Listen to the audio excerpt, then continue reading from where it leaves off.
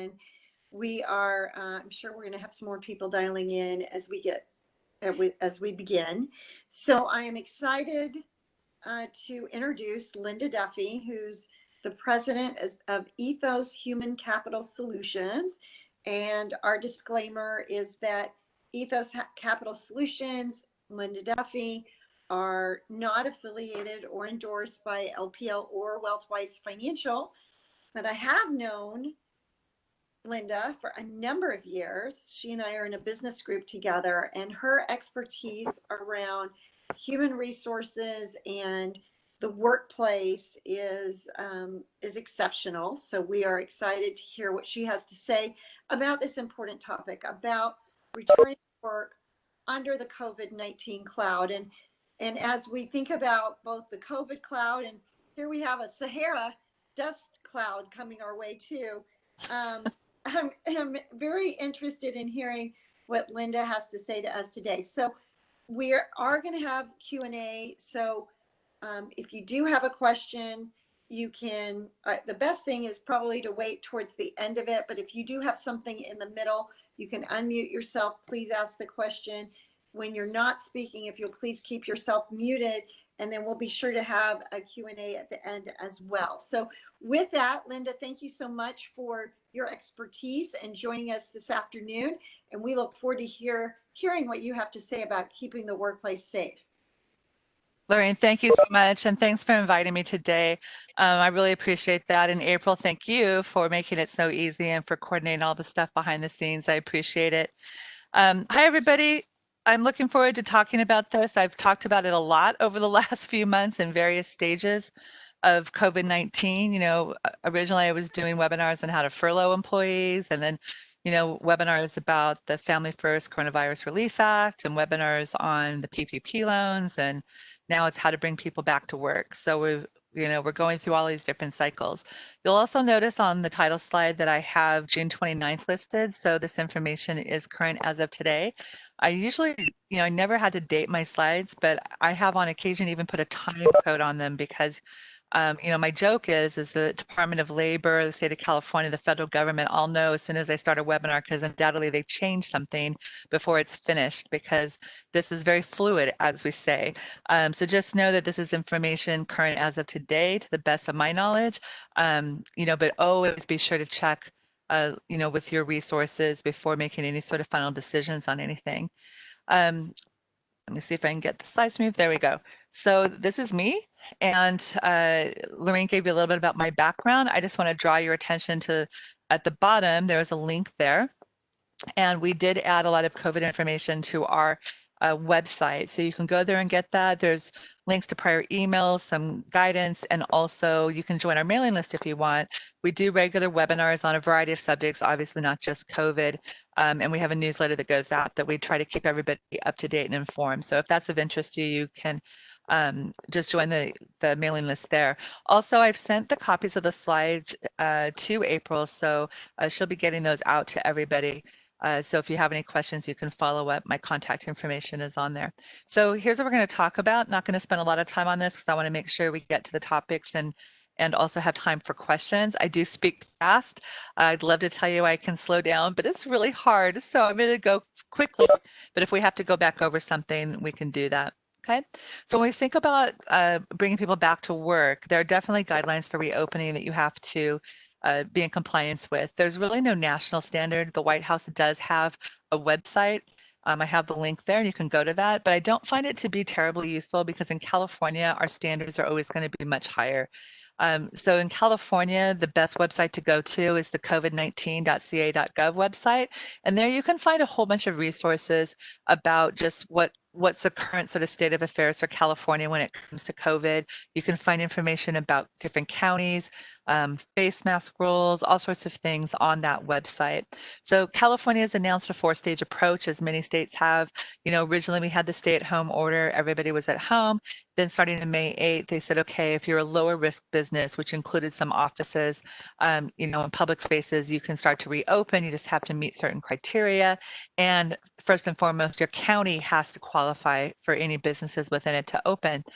And then starting June 12th, some higher risk businesses could open with some modifications. They had to play, by whatever rules were in place for those type of places like gyms, for example, and things like that. So theaters, restaurants, zoos randomly, but anyway, things like that. And then the fourth phase is the end of the stay-at-home order, and that's where we'll have mass public gatherings again, like professional sporting events or concerts, things like that. Now, I will say that we have been progressing, especially where we are in Orange County here. At least that's where I am. We've been progressing through the stages and look like we were going to be, phasing into phase 3. There have been some counties that have had to go back a step. Right. And I'll just tell you, we've seen an uptick in cases, even in our clients here in Southern California. As soon as they started opening up restaurants and things at the end of May, we got through pretty much, March, April, and May with none of our clients having any cases among their employees. And just in June, in the last 2 or 3 weeks, we've had probably over 10 of our clients have one or more cases among their employees. So we are definitely trending in the wrong direction. And as that happens, it may be that we have to step back a phase. So hopefully everybody's going to, follow the guidance and keep everybody as safe so we can continue to move forward. So when you think about opening back up, there are definitely different guidelines you have to review, and you have to look at all of these. So like I mentioned before, federal and state guidance, you're going to have county guidance. You may even have city guidance. As an example, with face mask policies, it changes all the time. The state had one rule, county had another rule, city of Irvine had a different rule. So you always have to look to make sure you're in compliance with all of these. You also have specific guidance to follow depending on what industry you're in. So I would say, generally speaking, the rules are, I would say 80-20 rule, 80% is going to be the same, but you're going to have some specific things depending on the type of industry you're in. I'm going to assume most of you have offices, just so I had to pick something. So I'm going to assume most of you have offices, and that's some of the guidance we're going to talk about today. But if you have specific questions on the industry, I would suggest you go to the California website and look at industry specific guidance. And then finally, you may be in a building that you don't own, or a shared office space, and you need to look at that guidance as well. So I've been writing, return to work plans for a lot of our clients. They may be a CPA firm or a law firm or some other office inside a tall building. They have to know what the guidance is from the building, what's the rules for how many people can go in an elevator, things like that. So you want to look at all of these things, and you always have to play by the highest standard, whatever that standard is. Now, general California guidance is across the board for all different industries. Before reopening, you must do certain things. And one is you must perform a detailed risk assessment and implement a site-specific protection plan, and that has to be in writing. So for every different site you have, if you have multiple offices or you have an office and then, work sites out in the field, you have to have a risk assessment done for each one of those. Now, you can do the risk assessment yourself. You don't have to necessarily hire a consultant to do it, but you have to have somebody that knows what they're doing to say, okay, let me identify the risks, and then here's what we can do to mitigate those risks. Second thing you have to do is train your employees on how to limit the spread of include in that training a little bit. You need to implement individual control measures and screening. So for things like taking temperatures, doing symptom checks, personal protective equipment, those things. Implement disinfecting protocols, and then also the physical distancing guidelines. Now, I mentioned a few months ago, California has guidance by industry. This is the link right there. So again, you're going to go to that covid19.ca.gov website /industry-guidance, and you'll find then a whole bunch of drop downs for all of the different industries, and then figure out which industry you fall under, and that's the one you're going to look at. Then you'll notice, like for office workspaces, the example I'm using today, you'll see 2 different hyperlinks there. You'll see one that says guidance for office workspaces in this example, and another one that says checklist for office workspaces. So the checklist is really helpful because it has, it helps you walk through all the things that you have to remember to do. And then that needs to be posted in your workplace so visitors and your employees and everybody knows that you've actually done it. And then the guidance for office workspace just gives you some help on the things, again, you need to think through, and some recommendations on how to keep your employees safe. This is actually right out of the specific guidance. This is like the first page out of, I think it's 7 pages of the workplace guidance for offices. And you'll notice a couple different things. The first one, as I mentioned before, you have to have a written worksite specific plan. Now, I don't know who the COVID plan police are, but I'm just telling you that's what the guideline is you have to have a written plan. And it has to be specific to that office location. So after you do the risk assessment, then you write it up and then you have it available. The other thing you'll notice, as I mentioned before, you have to train and communicate with your employees regarding the plan. And so we'll talk about what has to be included in that. There's clearly other things you have to do because it's 7 pages long, but just as an overall worksite specific plan guidance, those are the two that are probably going to be the most labor intensive for a lot of people. So when it comes to employee training, I have a couple slides here because there's actually 8 or 9 different things you have to include. So you have to obviously teach them about COVID-19, how it spreads, how to prevent it from spreading, who's in a higher risk category. We know, for example, if you're 65 years of age or over, they consider to be in a higher risk category. If you have some sort of immune compromised system, you're in a higher risk category. So who's most susceptible? We're seeing an uptick right now of younger people getting it, but that's also because, in my opinion, they're ignoring some of the guidance out there about face masks and social distancing. They may not necessarily progress to die from it, hopefully not, but we're going to see a higher increase in cases, at least people testing positive and having symptoms of it. You have to train the employees on how to self-screen at home. And again, that could be including temperature checks or some sort of symptoms checks. You want to teach them what the CDC guidelines are for that. Super important they understand that they don't come to work if they have symptoms or if they've been diagnosed with COVID-19 or someone they live with. We just had this happen with a client recently. You think this is obvious, right? Sometimes I feel like we train people and it seems so stupid that we have to tell people this.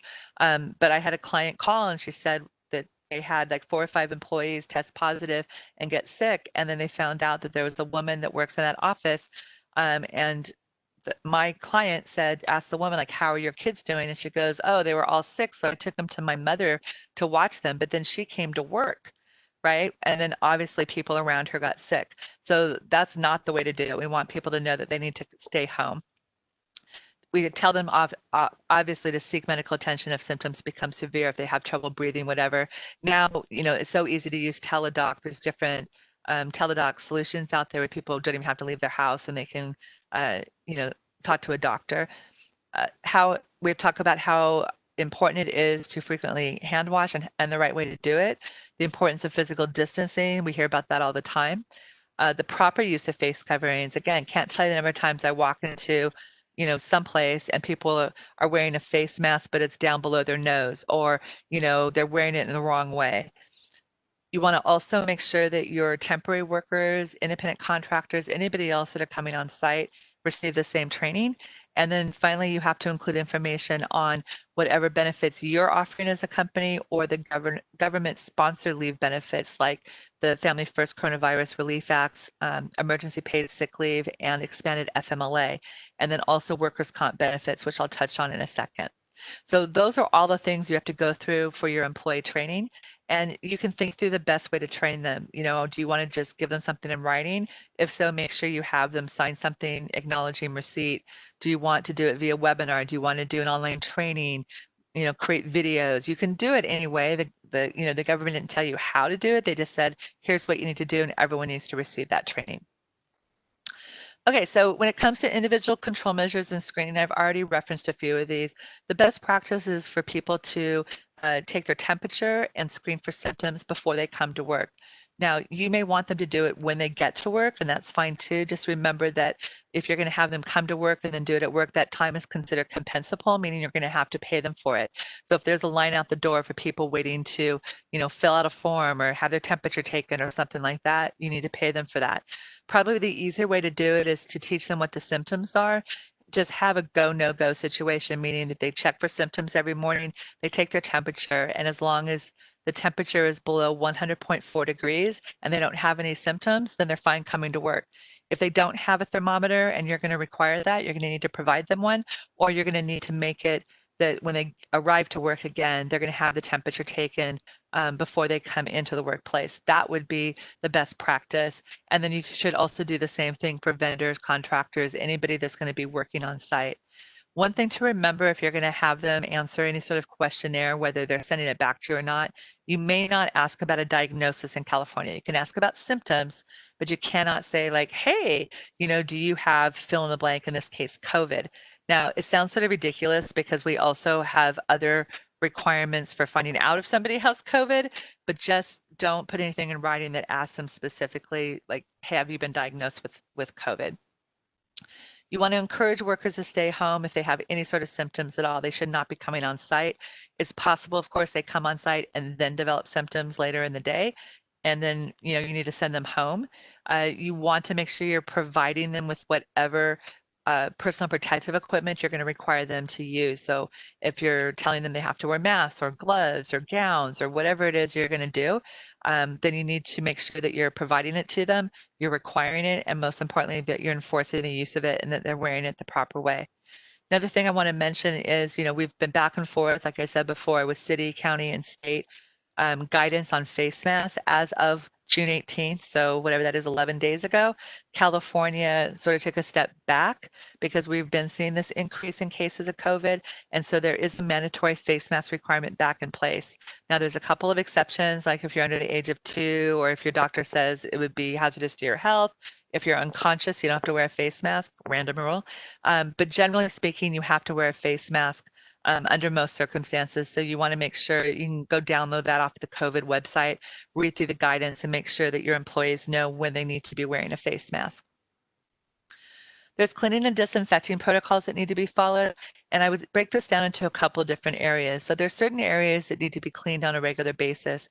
I would consider those to be high traffic areas. So just think, where do people congregate? Hopefully in very small groups, right? But where's the likelihood that most people are going to be standing or sitting or whatever, such as a break room, or they're in stairwells, they're using handrails, they're in elevators, anything like that, you're going to want to clean those on a more regular basis. You also want to frequently disinfect commonly used surfaces. So what I would do is walk through the office, for example, and just scan it and just go, okay, when I come into this room, like, what do I touch? Like, touch the doorknob, and then I go over here and I pick up the remote to the TV and I turn it on, or, to the computer or something, and just think about that. Or I go into the lunchroom and here I grab, the refrigerator handle, or I push the buttons on the front of the microwave. Like, what are those things in the office that people are going to touch on a regular basis? And for those things, that you're going to want to make sure that you're using EPA-approved chemicals and products to clean and disinfect with that. And if you're sharing items, some of those things I just mentioned are some examples, but things like office equipment, like copiers, printers, keyboards, staplers, anything like that, you're going to want to make sure that you are disinfecting them between shifts or uses, whichever is more frequent. That is how the guidance is given. So that means essentially you're going to have to make sure that you can order supplies, you can have them throughout the place, throughout your business, next to those items, right? So, there's a bottle of spray with some paper towels or whatever you're going to do. Maybe you have one person that's designated to be the cleaner, or you do it per day or per shift or something like that. But you're going to want to make sure that you can stock those materials ahead of time, keep them coming, and that people know, hey, this is a high touch point. You need to wipe this down after you're done using it. Okay? That's going to require a little bit of training. And of course, whenever possible, don't share any equipment. Or definitely don't ever share any sort of face mask or anything like that. We're all very used to talking about physical distancing guidelines. So, you need to stay 6 feet apart, which is basically 2 arm lengths for most of us. That's also true, not just standing talking to somebody, but think about your conference rooms, your lunch rooms, even private offices. Depending on the size of the office, you may not be able to have 2 people in the office at the same time. Someone might have to stand out in the doorway to have a conversation with someone. It can be a little awkward, right? Conference rooms. I was working with the CPA firm on their plan last week. We looked at the floor plan, we looked at the space and the dimensions of the room, calculated how many people could be in the room at any given time to maintain 6 feet. They're going to actually physically remove chairs from the conference room, and they're going to mark on the floor where the remaining chairs go to maintain that 6-foot distance, right? Another thing I've seen is people buying plexiglass and having like a stand for it in the middle of a conference room table so you can still see the person, but because it's not 6 feet across the conference room table, I can still sit across from you because it's not 6 feet because there's the barrier there. So just think through what's going to make the most sense for you. I've got another situation where most of the offices are spread out. That's not a problem, but there's cubicles. Sometimes the cubicles are far enough apart. Sometimes they have high, tops, so it doesn't matter. Sometimes though they're lower and people are sitting much closer together. You might have to, space those out or only have half the people working at a given time. You certainly also can continue to do things that you're doing right now remotely, like use telework. Obviously, as one does not have everybody in the office. Modify work schedules so not everybody's working at the same time. I've had clients that divided their team into A and B. This week, A works at home and B's in the office, and next week they flip-flop. That's another way to do it. While you're in the office, you can still use Zoom or go to work or go to webinar, go to meeting, Slack, Microsoft Teams, anything that you're using as a platform to communicate with one another. You can still do that in the office and avoid the need to put, 20 people in a conference room that's not big enough. So think through the best way to physically distance within the office to keep people apart. Restrict occupancy in common areas like the reception area, lunchroom, conference rooms, things like that. Again, you can just post an occupancy sign on the door. Just figure out how many people can be there at any given time. Put up a sign to know, hey, no more than 4 people in this room or something like that.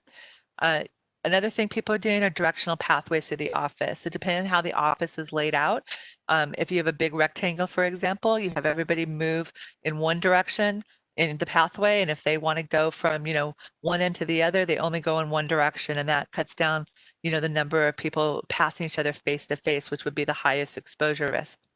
And then finally, another thing to think about is travel.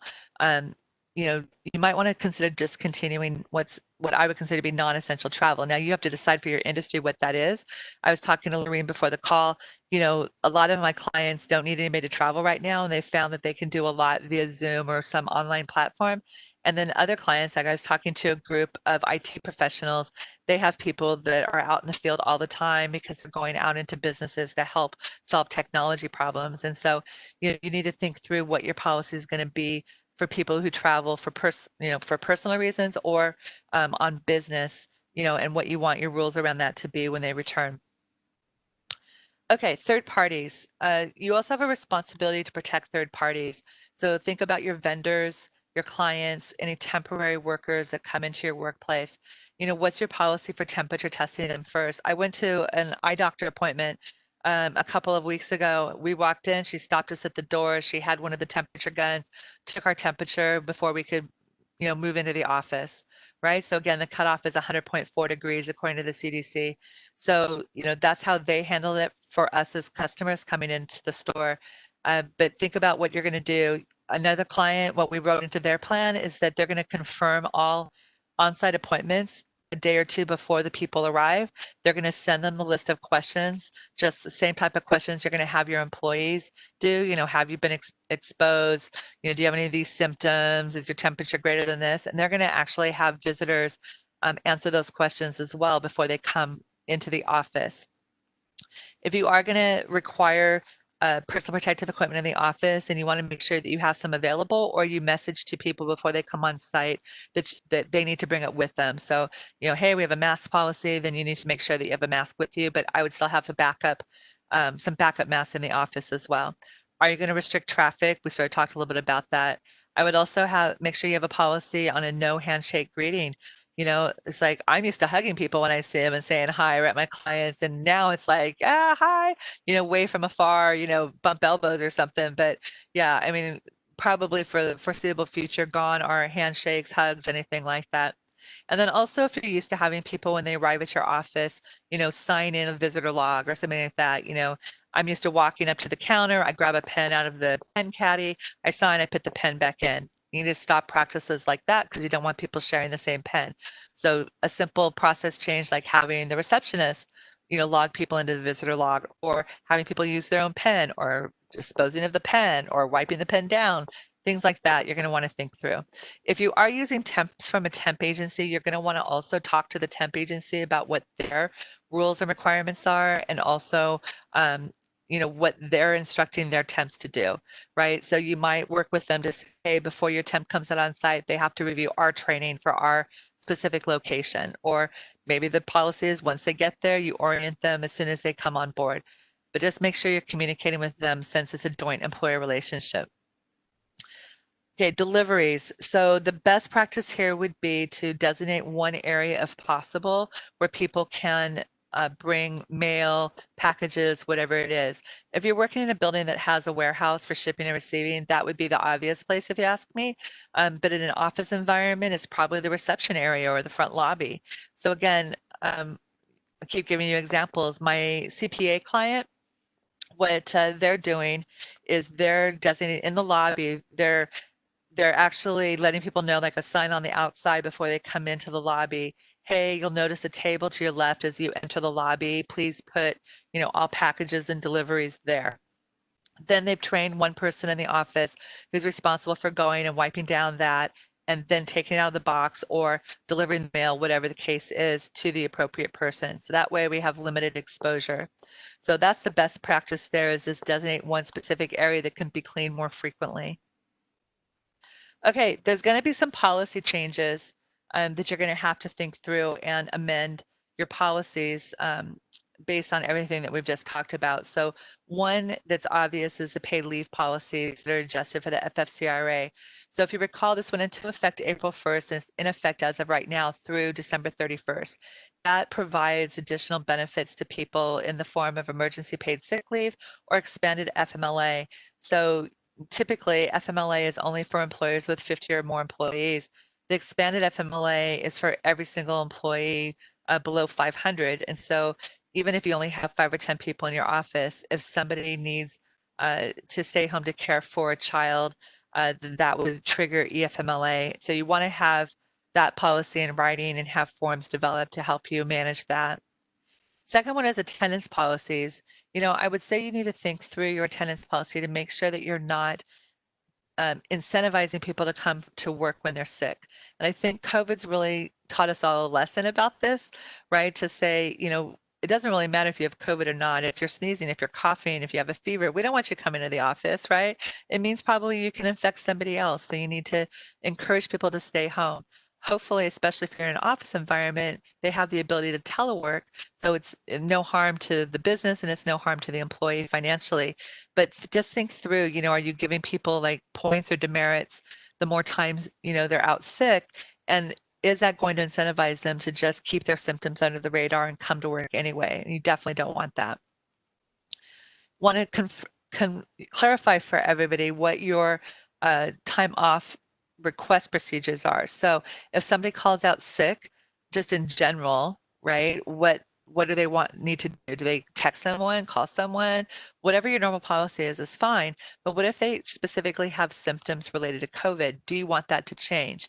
For example, one of my clients, if somebody calls out sick, they need to specify whether they have any of the symptoms that are COVID related.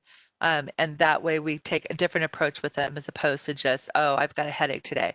Headache can be a symptom, but by itself, I would say wait till tomorrow to see how your headache is, right? But if you've got multiple symptoms, you have a fever, anything like that, you need to stay home and get medical advice. Travel policies I mentioned a second ago, you want to make sure that people know what to do, before traveling, during traveling, after traveling. You might have telecommuting, people doing telework. So you want to make sure that everything's reflected in your IT policies. You definitely want to think through how to handle employees who test positive. I'm going to go through some scenarios in a second because the CDC has specific guidance to that. But you want to make sure that you are ready to go in the event that somebody does test positive. And then just as a reminder, all businesses in California are required to have a written injury illness prevention plan or program, an IIPP. The link that I have there on the bottom is a link to their e-wizard that'll help you write one if you don't have one. You just want to make sure that you have like an addendum or something having to do with pandemics or COVID in particular, just to make sure, even if it's to direct them to the written plan that we talked about earlier, the COVID prevention and response plan. So either way you want to handle is fine, but just make sure you have the IIPP written.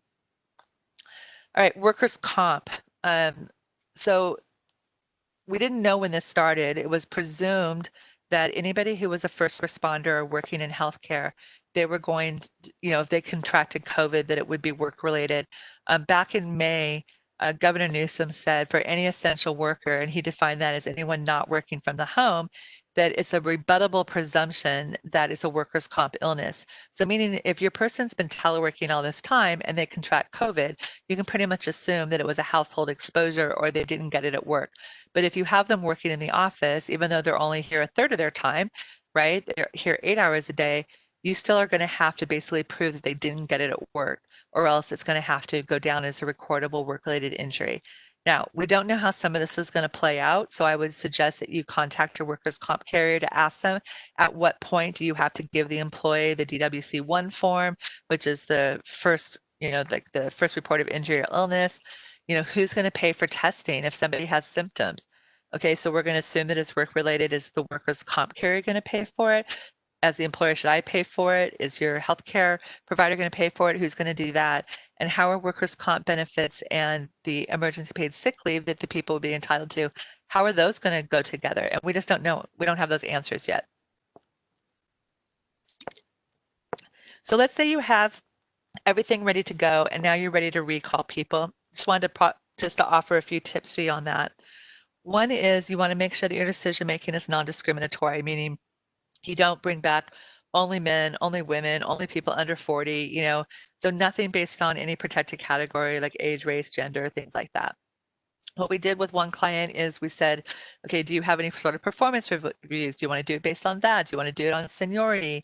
What they ended up doing is they took like sort of a blended metric. They used attendance, attitude, and, like skill set or something like that. And they rated all employees on a scale of 1 to 10 on those 3 categories, totaled it up, and that was their forced ranking. And I said, just hold on to that.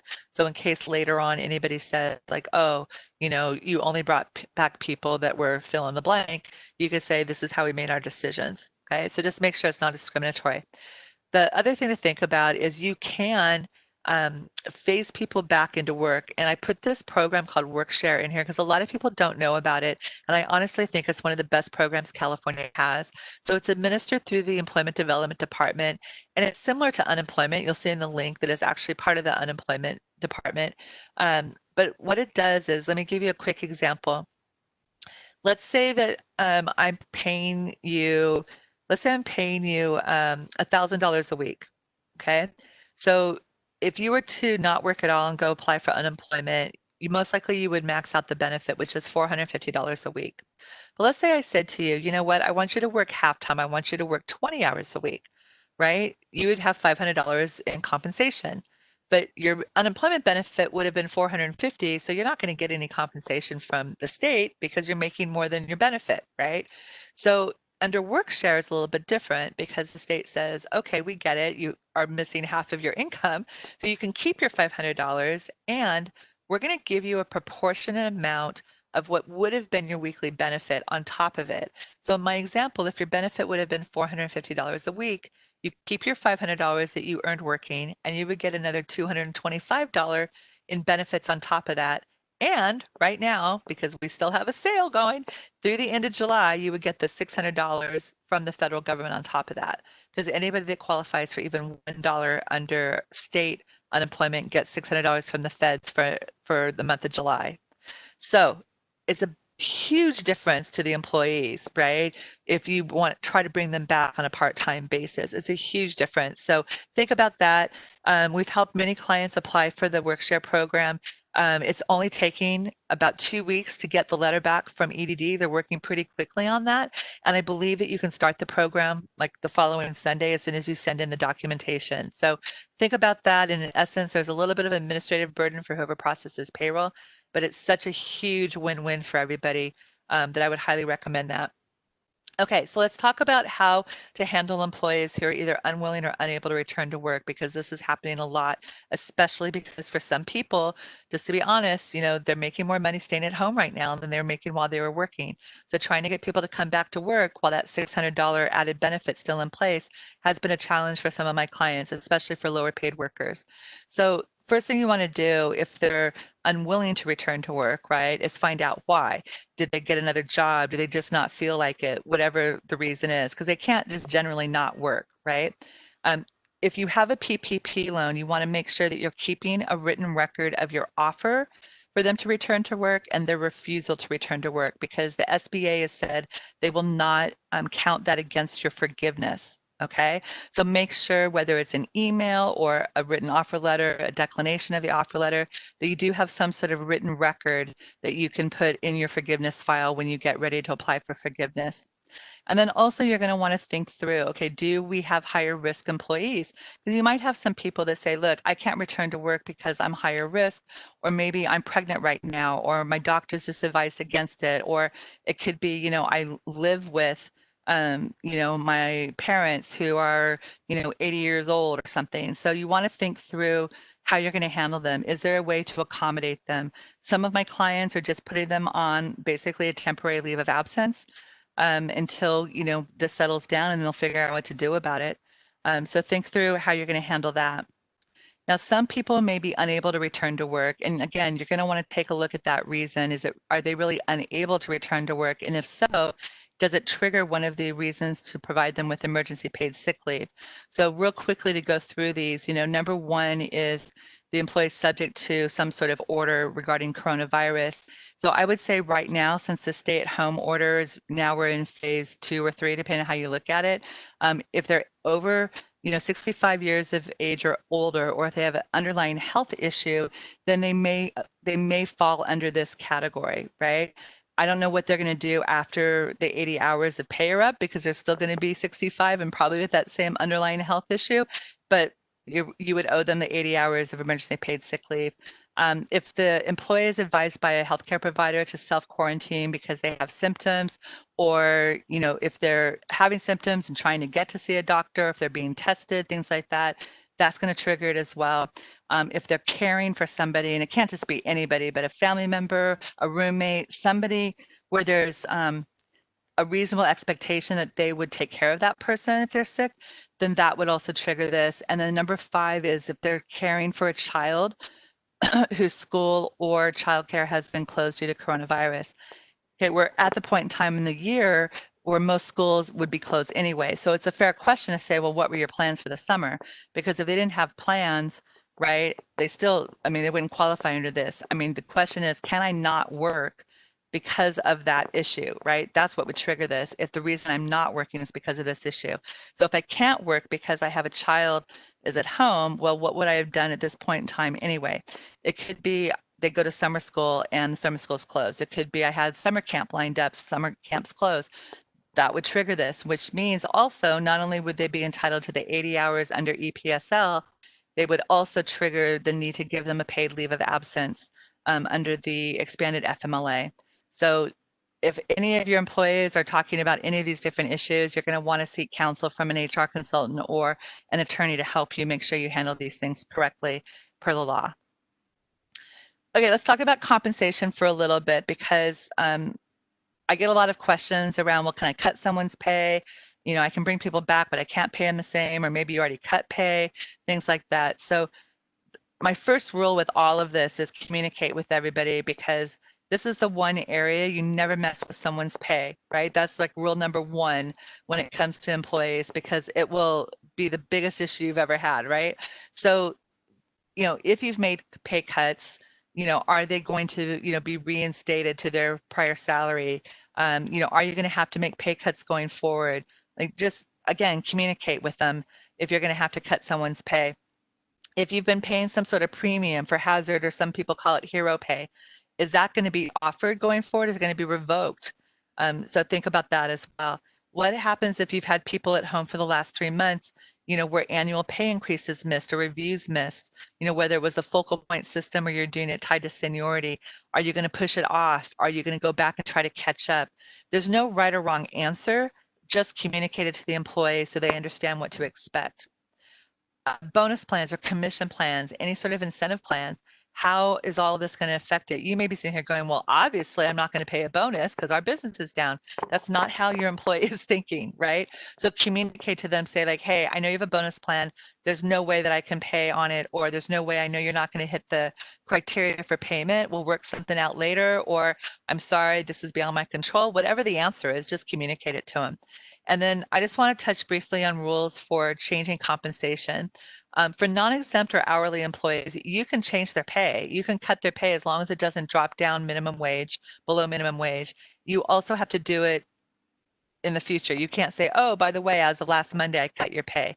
But I could go to you today and I can say like, hey, next Wednesday, I'm going to cut your pay. Tomorrow, I'm going to cut your pay. They're not going to want to hear that, but you can do it. Again, it has to just be in the future. And so you don't make your payroll person crazy, make it start on the first of a new payroll cycle, okay? On exempt people, it's a little bit more complicated than that. If they're salaried exempt, they get paid a flat monthly amount or pay period amount to get their work done, regardless of whether it took them a minute to get it or it took them 80 hours to get it done in that week, right? So you can cut their pay, but you cannot drop it below the minimum threshold for exempt salaries. So even if you're saying, oh, well, you know, they were making 60,000, but I'm only going to have them work 20 hours, I'm going to cut them down to 30,000, that drops them below the threshold, which is twice minimum wage for your size company, right? So it's either 49,000 and change or 54,000. You cannot go below that. So there's no prorating exempt person's salary. You can convert them to hourly. Just remember that if you convert them to hourly, all the same rules apply. They have to take their meal period before the end of their 5th hour. They have to clock in and out, you know, at the beginning of their shift, in and out for lunch, at the end of the shift to go home. They have to, they have to have time records. There was something else I was going to mention there, but and they get paid overtime. So all of those rules are going to affect for them, but that might be a better solution if you are going to take people down. Again, there's work share. I'll just throw that out again. Okay, communicate, and then communicate some more, right? With employees, with clients, with the community, whoever your constituents are, you want to make sure that everybody understands what steps you're taking to reopen safely. Make sure they understand how that's going to affect them, what new policies are in effect, what new procedures are in effect, how are you going to train third parties like temps, things like that. Think all of that through and just keep communicating it, because people will not get it the first through about 5 times you say it to them. Just go over and over and over it. Nobody in the history of the world has ever quit because their boss communicates with them too often. Okay, so just know that. Don't feel shy about continuing just to reinforce policies, procedures, changes, what's going to happen with their compensation, all of that. They will appreciate it. Be prepared, as I mentioned before, with communication materials in the event someone tests positive. You want to make sure that you know what to do, what you're going to say to them, what you're going to say to other employees who may have come in contact with them. And again, I'll mention that in a second. And then also, heaven forbid that you have a major outbreak, like think Tyson Foods and some of those meat processing plants, but you might want to designate somebody within your company to be, you know, a media point of contact, and maybe even get them some training if it looks like you're going down that road. Loreen and I both have contacts with people who specialize in, you know, crisis communication, so we can help you out if that happens. Okay, I've got 4 different scenarios I'm going to go through, and then looks like we're good on time, and I'll take some questions from everybody. So get ready with your questions. Okay, so here's exposure scenario 1. Somebody has symptoms, right? They either call you in the morning and say, I can't come in, I have symptoms. They're at work, they tell you I have symptoms, something like that. They need to either stay home or go home, depending on where they are, and seek medical advice, right? They can get tested. If advised by their doctor. They can also go to the link right here. There's other things, like I was told the other day, one of my clients is using, they downloaded an app called Providence. For $49, they can talk to a doctor, and then they can be sent to a place in Fullerton and get same day results. Okay, there's a lot of options out there. The test, I think somebody told me, was like $150 or something. They can also go to this testing and treatment list right here. Orange County Health Department's got a link on their website as well. There's a lot of places to get tested now, which is the good news, right? So hopefully doctors are sending people that way.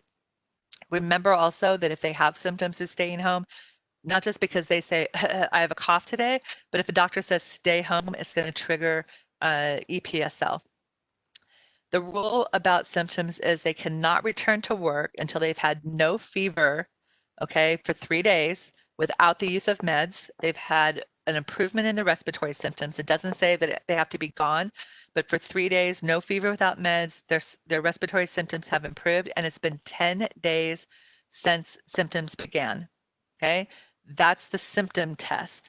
Now, the same rule applies if they're getting tested and they have a positive test, but that last bullet point is, or the last criteria, instead of 10 days have passed, it's they have 2 negative tests at least 24 hours apart. Okay, so they don't return to work unless they not have a fever for 3 days without meds, their respiratory symptoms have improved for 3 days, and then either 10 days have passed and symptoms began, or they've had 2 negative tests at least 24 hours apart. And that's the link there for the CDC guidance on there. Exposure scenario number 2, if a worker is exposed outside of work to someone who tests positive. First and foremost, you need to focus on the definition of exposure. So CDC has been very clear. Exposure is either household contact, meaning I live with that person, or I've spent more than 15 minutes, 15 or more minutes, within 6 feet of somebody who has symptoms or tested positive, okay? Because here's what happened. I get this phone call all the time. And I was with my boyfriend all weekend, and one of his coworkers tested positive for COVID. I need to self-quarantine for 14 days. No, you don't. That's not an exposure, okay? So a little bit of education goes a long way here. So you need to see, use the CDC guideline definition and make sure it's a direct exposure. So household contact or 15 or more minutes within 6 feet of someone who has symptoms or tested positive, okay? Now, let's suppose it's a direct exposure, right? I know I was exposed to somebody over the weekend, they've tested positive. Okay, I was with them all weekend, something like that. If the employee is asymptomatic, the employee should self-quarantine for 14 days. Either way, if they're symptomatic or asymptomatic, they should stay home. I will tell you, I find this weird, but I will tell you, the CDC has 2 different rules for this. One is if the employee works in a critical infrastructure job, right? They actually are allowed to continue working if they're asymptomatic for 14 days, but must wear a mask at all times. I will tell you, I advise my clients to not do it, but if you need to, you can have them work as long as they're asymptomatic, right? Just keep in mind that you may end up having that person expose a lot more people. So I don't recommend it myself, but that's the CDC guideline. So if the employee is exposed, they should go home for 14 days. But if they're asymptomatic, they can continue to work with a mask if they're in a critical infrastructure role. But if the employee becomes symptomatic, then obviously we go back to the last slide and they have to go to the doctor and get tested and such. All right, exposure scenario number 3. We do have employees that say, I'm too scared, I don't want to come back to work, okay? So the first question, the first thing I say to my clients is sit down with them, discuss it, or, sit down, meaning over Zoom or a phone call, and discuss it and find out, do they have a specific concern, or is it just this generalized fear, I'm afraid of getting sick? If they have a specific concern, then address it. It could be, Susie Q in the next cube doesn't wear her mask properly, and she's been coughing all day, right? Okay, well, go address Susie Q, right?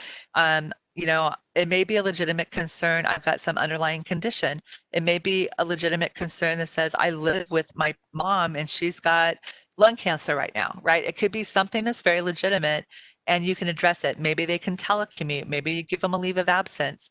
There's a lot of different things you can do. If it's a generalized fear, I'm just generally afraid there's too many people out there, I'm going to get sick, then educate them, right? Talk to them about all the steps you're taking. Talk to them about the definition of exposure. Let them know what they can do to protect themselves, right? So just educate them. Keep in mind, again, if the employee themselves fall into a high-risk category, so 65 years of age or older, or if they have an underlying immune compromised system, they may have protection under the American Disabilities Act, and they may be eligible for EPSL. Okay, but generally speaking, employees just can't refuse to come to work. If you get the feeling, for example, they'd rather just stay home because they make more money doing that, just let them know that it would jeopardize their unemployment benefits. You have a requirement to notify EDD when someone refuses work. There's no mechanism for doing that I can find. There is the fraud hotline you could call, but there's no form you can fill out or send into them. But technically speaking, you're supposed to notify EDD if someone refuses to come back to work. You can let your employees know that if and when this gets audited, and it will at some point in time, most likely, especially if you have a PPP loan, that if you at that point tell somebody that, hey, I want forgiveness for this person, they refuse to come back to work, that if somebody looks into that they will come after the employee for their California unemployment benefits as well as any money paid by the feds. Okay, and final last scenario here is if an employee tests positive. So obviously you're going to send the employee home or keep the employee home as soon as you find out they tested positive. You want to ask them to identify all employees with whom they had close contact, remember our definition, in the past 14 days. Okay. Now, if they have symptoms, the rule is you go back 48 hours before symptoms, but for a test, you go back 14 days from the time they got tested. So that means, okay, household contact we don't care about, right? But anybody who they would have spent more than 15 minutes within 6 feet of. I would also say if you want to be super conservative, you can talk about anybody that where they might have had some shared resources, right? Where they might have been contaminated that way. But generally speaking, we know that this is an aerosol contaminant, right? So if people have been wearing their masks, things that should help control, but that's why it's so important that people wear their masks, okay? So here's what happens is once you identify all those employees, the carrier's been sent home, the rest of the people are potentially exposed. You're going to notify them of the possible exposure. There are plenty of sample forms out there online you can probably find, or we can provide you with one. But you're going to notify the employees of possible exposure without, I underline that, out identifying the employee tested positive.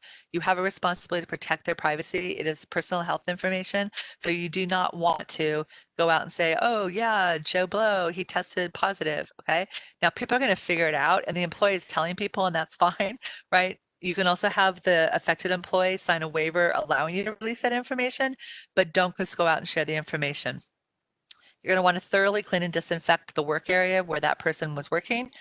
Advise those employees who might have been affected to seek medical advice. You should probably send them home to self-quarantine for 14 days. Again, if they're asymptomatic and they're in a critical infrastructure position, then they can continue to work with the mask. If no symptoms develop, then they can come back to work. And if they get tested again, they should have 2 negative tests. This is for the employee, the carrier. They should have 2 negative tests in a row with at least 24 hours apart. Okay, so that's for the person that was affected or that tested positive. I put some important links on this page. Essentially, the place where I spend most of my days are the covid19.ca.gov website and also the CDC.gov coronavirus website. You can get a lot of information there. Both continue to update it all the time. You'll see on the CDC website, for example, it'll say this was updated as of June 4th, right? Things like that. Interestingly, you can also call and talk to people. Like I called the CDC because I was confused why on one page it says people that have been exposed can work if they're asymptomatic, and over here it says they have to go home. And then we figured out the difference was the critical infrastructure part.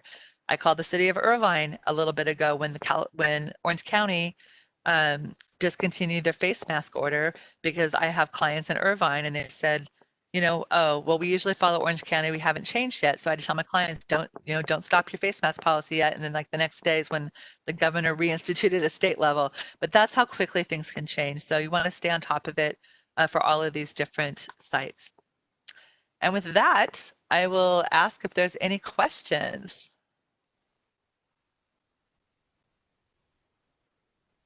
That's a great presentation.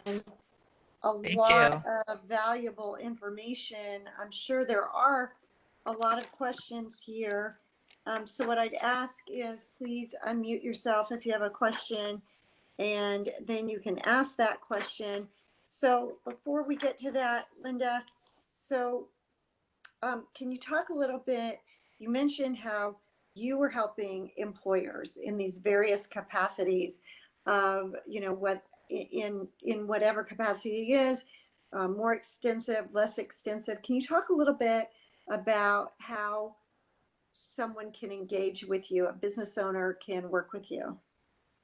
Sure, thanks. Yeah, absolutely. So, we provide recruiting training and HR consulting to our clients, and right now it's all about the HR consulting because we have clients, some of which just want to, just engage us on an hourly basis or a project basis. Like one of the CPA firms I'm working with right now, she just needs help writing her, prevention and response plan and putting that in effect and doing the risk assessment. So it's a project thing we're doing for her. We do offer a low flat monthly, what we call the all you can eat plan, on demand plan. So some of our clients are on that plan and it's, it starts as low as $495 a month for unlimited, questions and answers to me or somebody on our team. And then it goes up from there because we also, some of, like Ivana, our vice president, she's on site virtually right now, 2 days a week with one client and 1 day a week in person with another client. So it's really about the client and the level of support they need, whether it's specific to COVID or anything else. Great. Good to know that people can connect with you. So with that, are there any questions? Once again, just please unmute and we'll take your questions.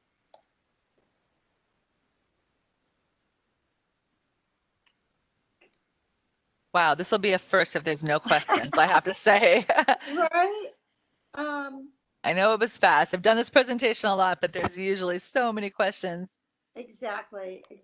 Well, I mean, you were very comprehensive and everything. I think in a sense, it's somewhat overwhelming. I mean, as if the pandemic has not been overwhelming enough, then trying to get Right. people back to work safely, and as employers, putting the right policies in place together. And then if somebody doesn't want to wear a face mask, what do you say to them? Yeah, and this comes up a lot recently in particular, right? And we've all seen it out online. There's people that, practically get violent one way or the other, right? Toward people who are not wearing face masks. Yeah, so first of all, you're entitled as a business owner to have whatever policy you want in place, regardless of what, well, I should say it that way. You can always have a higher standard, right, in your workplace, regardless of what, the federal government, California or city says. You can't have a lower standard, right? You have to comply with the state guidance or whatever the higher standard is. But generally speaking on face masks, you want to go download the state's guidance because it's the stricter of all of the guidance right now, right? And it's a 2-page document you can find on the California website, and it will walk you through all of the circumstances under which somebody needs to wear a face mask. So it's things like, if you're working in a private office, you don't have to have it on, but walking into the building, you have to have it on. If you get up and go to the restroom, you got to put it on. If someone comes within 6 feet, you both have to have masks on, things like that. So you could choose to have a policy that just, hey, you got to wear a mask all day long in the office. Or you could say, under these circumstances, here's when we're going to wear masks, right? So you want to just know like what the rules are. There are some exceptions to face masks, like I mentioned earlier. Somebody could come to you. It would need to, in my opinion, require a doctor's note saying, hey, it's, a detriment to this person's health because of some condition they have to wear a face mask. You may choose to say, okay, but then they can't work in the office. Maybe they have to work at home. You'd have to reasonably accommodate them and decide what that looks like. But maybe you move them to a private office where they don't have to and they have to stay there. Maybe you have them telework, right? Like I watch all these things online, Loreen, like where people go into a Trader Joe's, and then, everybody surrounds them and is shaming them because they don't have a mask on, right? It can get pretty scary both sides. And the other day, one woman was, yelling like, I can't, my doctor, blah, blah, blah, right? And I just thought, oh my gosh, like as much as I want that lady to put a face mask on, I was also thinking if I was Trader Joe's HR, I'd be like, okay, everyone stop. We need to find out if that's legitimate and then accommodate her, which maybe we'll shop for you or shop online. We'll deliver it to you, like whatever, right? So you have to think about all of those different things. But yes, start with downloading that 2-page document, figure out what the rule is, and then think about what's going to work for your office space. Yeah, and I'd love to hear from you with working with so many different businesses and so many different business owners. Are you finding consensus on people going back to work, people still working from home? What are you actually seeing on the ground? It is such a widespread thing. I can't even tell you because going back to March, we had some clients, like we've got some urgent care center clients. They have a whole host of other issues, right? And so we, not only are they working, but they have other issues, right? And they have different sets of guidelines for healthcare. Then we have people on the other end of the spectrum who may not even survive this because of the type of business. Like we have a woman that does event planning. That's her whole business. Right. Foreseeable future, we don't know. I would say everybody else falls within those two extremes, right? I would say, like our restaurant clients, people like that, they're trying to reopen, but they're far from being back at full capacity. And now, like, I've got a call at 5:30 with the client because the employees have concerns about being open at Lake Havasu for 4th of July weekend because they're scared, right? So we're going to talk to them about the practice we can put in place there. So I would say there's no consensus. I would say many of our clients are trying to bring people back. They're cautious about it because we're watching the uptick in cases. It's not going in the right direction right now, so they're being cautious about it. I would say it's going to be a while before everything's sort of back to our old normal. like the first of the year normal, it's going to be a while before we see that. And what I tell all my clients, if your business isn't suffering from a productivity or efficiency standpoint, and you've pivoted and found that people can work from home, leave them home. There's like no Right. reason to bring them back. Right. Yeah. And I think we're seeing a lot of that.